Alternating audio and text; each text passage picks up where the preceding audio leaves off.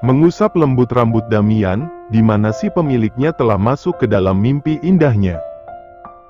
Hasya tersenyum tipis, dilihat dari wajahnya saja. Damian sangat terlihat jelas kalau cowok ini lelah.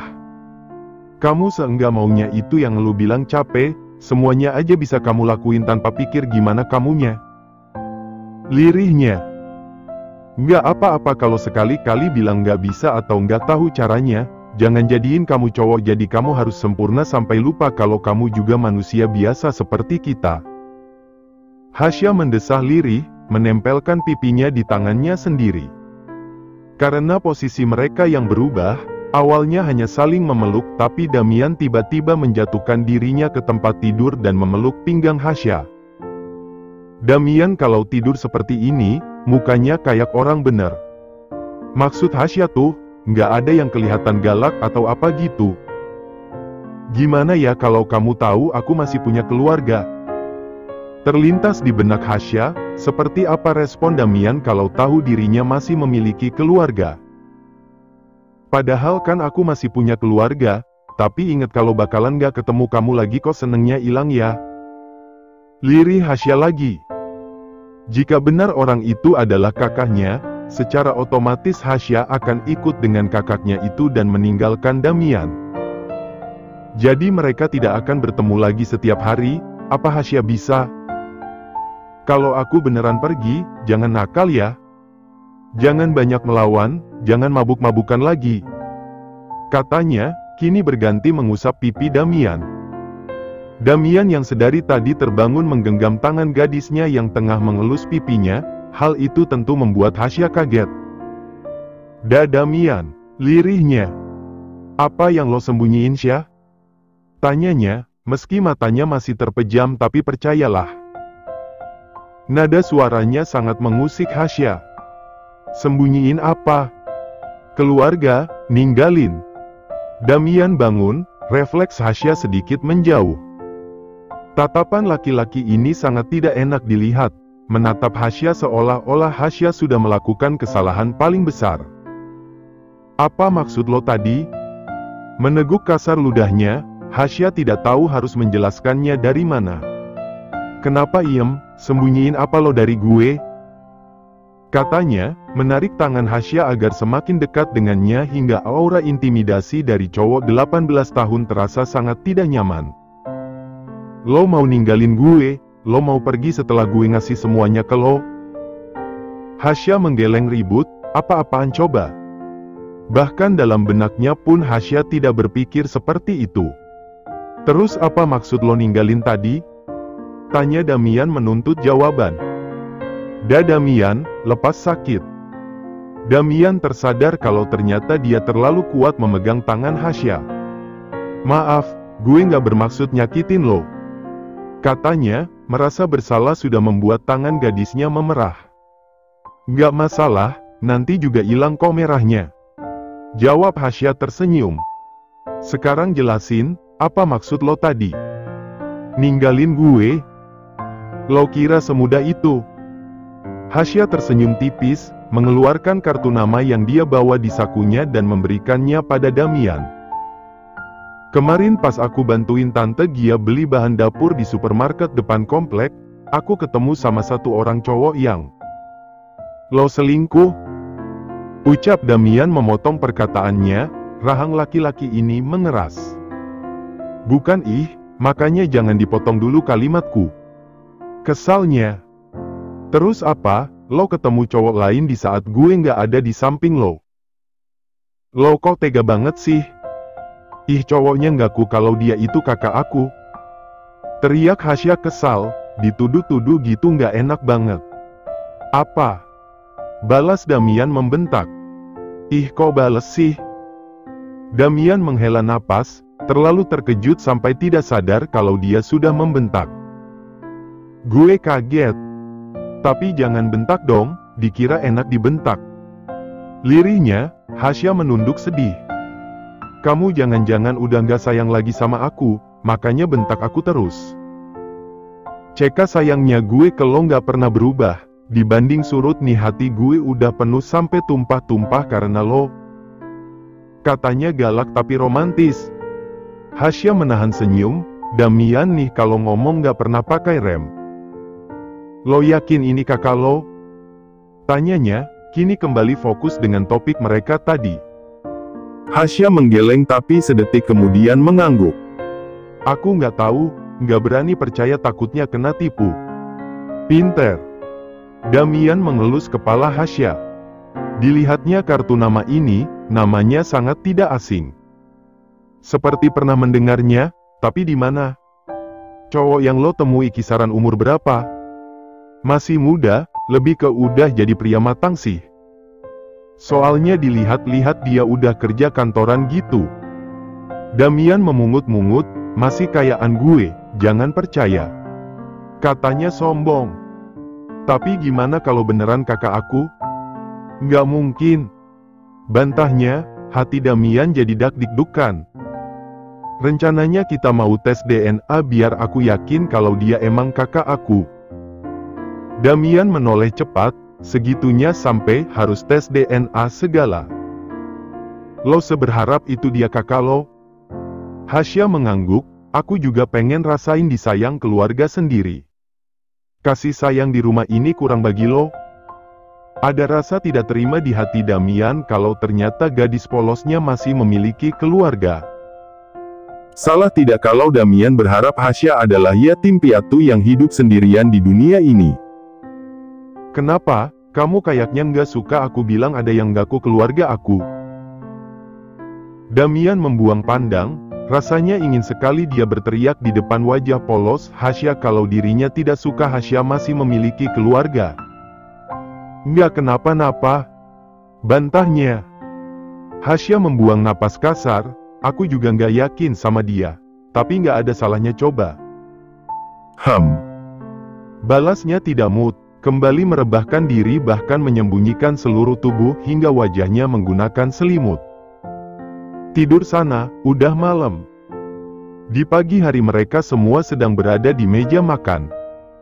Mengenai keputusan kamu, ucap Abraham, kala hanya tinggal mereka berdua di meja makan. Keputusanku sudah bulat. Abraham membuang napas kasar, kamu sudah memberitahu Hasya? Damian diam, dan itu sudah menjadi jawaban yang Abraham inginkan.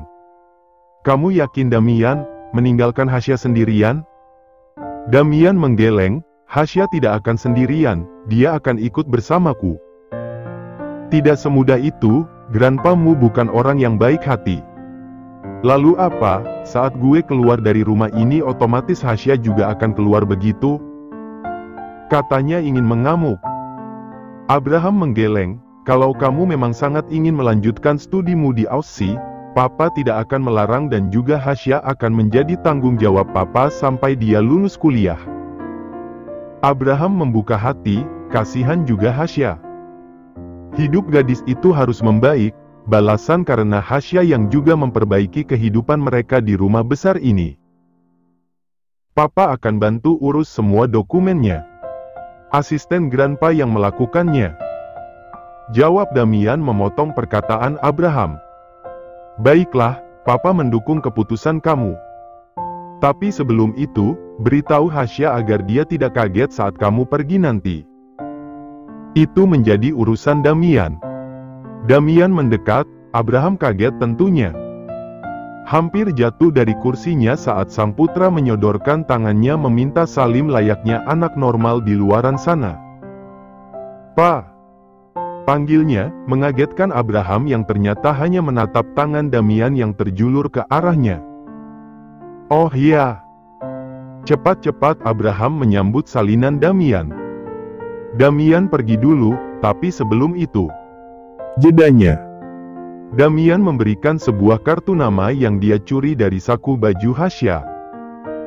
Bisa Papa bantu dengan menggunakan orang-orang Papa, dia ngaku sebagai kakak kandung Hasya.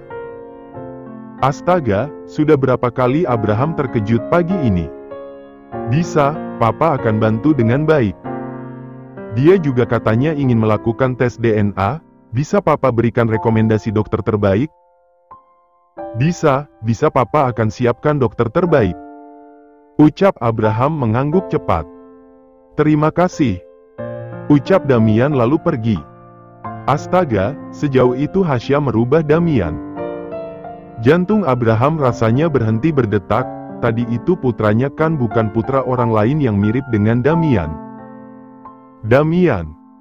Lirihnya, menatap tangannya yang Damian salim tadi. Terharu dan senang menjadi satu, seperti mimpi yang menjadi nyata. Berbeda dengan Abraham yang masih menatap tangannya penuh kekaguman, maka Damian di parkiran rumahnya tengah memeluk erat gadis polos kesayangannya. Gue suka banget sama lo, gue gak mau kehilangan lo. Katanya, membuat Hasya yang bingung karena tiba-tiba dipeluk kini semakin bingung dengan ungkapan perasaan Damian yang gengsinya tahu sendiri. Kamu kenapa, ada yang salah? Tanya Hasya, mengelus lembut bahu lebar Damian. Gue cuma pengen peluk, salah? Gak salah, tapi heran aja kamu tiba-tiba meluk. Biasanya kan gengsi kamu segede gunung yang Krishna angkat untuk nyelamatin penduduk Prindapan. Damian terkekeh, ada-ada saja. Masalah kartun dibawa ke dunia nyata. Gue kan emang Krishna. Kamu manusia, lihat kan badan sama muka kamu gak biru. Polosnya, ya emang bener kan? Hasya mana pernah salah. Badan gue emang gak biru, tapi cinta gue ke lo sama kayak cinta Krishna ke penduduk Prindapan. Jadi kamu anggap aku rakyat? Bukan pacar? Duh salah tangkep, kayang aja gak sih? Diajak serius tapi lupa pacarnya on tingkat tinggi. Udah, gue males ngomong sama lo. Aneh kamu, aku jawab gitu salah, aku diem juga salah. Memutar bola matanya malas, Damian menyuruh Hasya agar naik ke motornya. Cepetan, lelet banget. Iya sabar dong, dasar emosian. Dumelnya. Mereka sampai di sekolah bertepatan dengan Karel yang juga datang mengantar Dinda. Besti. Sapa Dinda kelewatan senang. Dinda dan Hasya berniat masuk bersamaan ke sekolah. Hasya. Langkah Dinda dan Hasya yang akan memasuki ruang ujian mereka terhenti, kala nama Hasya dipanggil. Dira, kenapa? Tanyanya, seperti biasa selalu ramah padahal kalau diingat-ingat Dira ini adalah teman yang tidak tahu diri. Dinda bersedekap dada, berdiri congah di depan Dira yang sekarang tiba-tiba menjadi anak baik. Kenapa Dira? Ada yang bisa kami bantu? Tanya Hasya lagi. Ngapain nanya gitu sama orang yang bahkan nganggep lo musuh? Bukan Dira melainkan Dinda. Ayo masuk, jangan ladenin orang sirik yang mau menang sendiri. Gue cuma mau minta maaf. Tangan Dinda yang mendorong agar Hasya masuk ke dalam kelas terhenti di udara. Dia berbalik lagi menatap Dira penuh tanya. Maaf. Maaf untuk apa dulu? Kesalahan manusia satu ini pada Hasya tidak terhingga saking banyaknya. Gue mau minta maaf atas semua perlakuan gue ke lo selama ini. Ucap Dira, menunduk tanpa berani menatap Hasya seperti biasa yang selalu angkuh. Gue gak kusalah, gue jahatin lo, ngebully lo, ngatain lo dengan kata-kata gak benar. Hasya menghela napas, ada apa ini? Tidak ada hujan, tidak ada angin, Dira tiba-tiba meminta maaf untuk kelakuannya selama 2 tahun ini. Maaf gak akan cukup, lo sendiri tahu kan gimana perlakuan lo sama Hasya dari dulu. Dinda masih menjadi tameng terkuat Hasya, bahkan Dinda maju dan menyembunyikan Hasya di belakangnya seolah-olah Dira adalah orang jahat yang perlu diwaspadai. Gue tahu semua perlakuan gue selama ini pasti bikin lo sakit hati dan fisik, gue salah dan gue minta maaf. Lo mau maafin gue kan Sya? Tanyanya melirih. Dinda tersenyum sinis, dengan semua kelakuan lo yang dulu dan lo masih berharap maaf, otak lo masih di tempat atau pindah ke kaki. Asal lo tahu ya, meskipun lo bersujud sambil ngeluarin air mata, Hasya nggak akan pernah maafin pembuli kayak lo. Tunjuk Dinda emosi. Dan juga, lo minta maaf kayak gini cuma akal-akalan kan? Lo lagi taruh kamera di mana hah? Lo pikir gue bodoh? Din. Tegur Hasya, sepertinya ucapan Dinda sudah terlalu jauh. Dengar ya, sampai kapanpun sohib gue ini nggak akan pernah maafin lo. Tunjuk Dinda pada Dira. Masuk Sya, nggak guna kita di sini. Yang ada cuma makan hati. Tapi gue beneran tulus minta maaf, setidaknya lo nggak boleh dong sejahat ini nggak mau maafin gue. Mana yang katanya lo orang pemaaf, aslinya lo munafik karena nggak mau maafin gue. Teriaknya kesal pada Hasya yang ditarik Dinda masuk ke dalam kelas. Orang munafik teriak munafik, beli kaca neng atau perlu dibeliin. Siapa tahu lo orang nggak punya yang sok gaya kaya. Dinda tersenyum mengejek, melihat wajah Dira yang memerah seperti sebuah hiburan yang sangat patut untuk dia tertawakan. Sialan! Geram Dira, kalau bukan karena macaman itu dia tidak akan mau meminta maaf pada Hasya.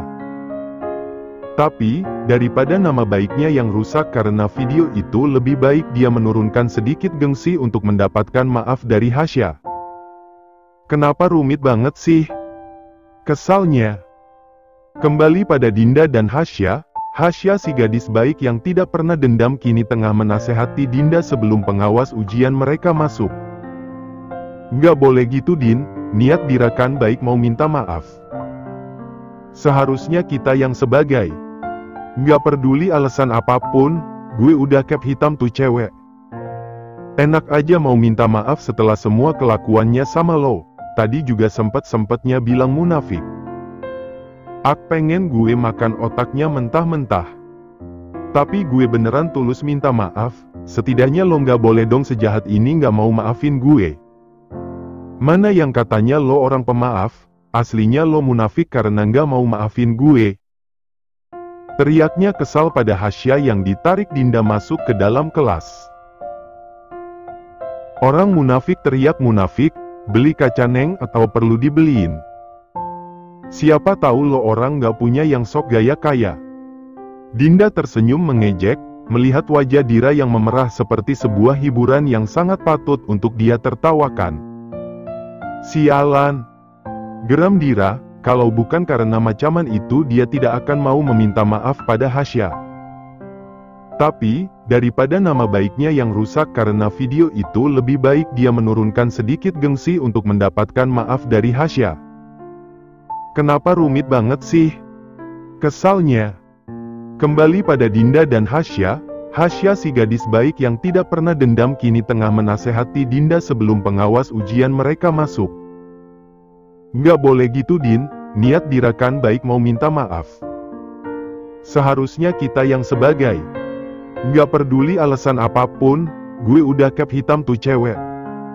Enak aja mau minta maaf setelah semua kelakuannya sama lo. Tadi juga sempet-sempetnya bilang munafik. Ak pengen gue makan otaknya mentah-mentah. Hasya tersenyum, buat kamu baik bantuin aku, tapi jangan karena itu kamu berubah jadi orang lain. Ini kam gue, dari dulu mana pernah berubah. Balasnya terkekeh. Lagi pula lo itu teman gue yang paling berharga, udah sepantasnya gue ngelindungin lo dari makhluk nggak tahu diri macam Dira tadi. Hasya menyerah, menasehati Dinda sama saja menasehati patung. Mulut kita berbusa iya, orang dinasehatin sadar enggak. Terserah kamu aja kalau gitu, yang penting darah kamu lancar berjalan di tubuh kamu. Putus Hasya, pergi duduk ke bangkunya yang paling pojok belakang.